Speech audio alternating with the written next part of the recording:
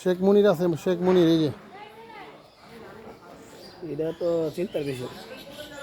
কি বিষয়?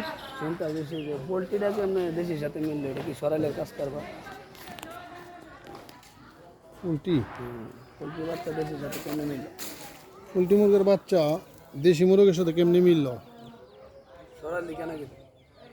যা আদব কারবার।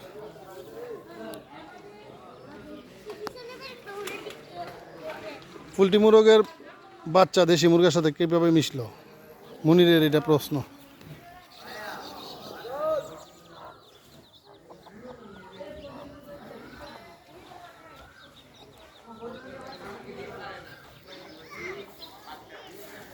পোলট্রি মুরগের বাচ্চা দেশি মুরগের সাথে কেমনে মিশলো?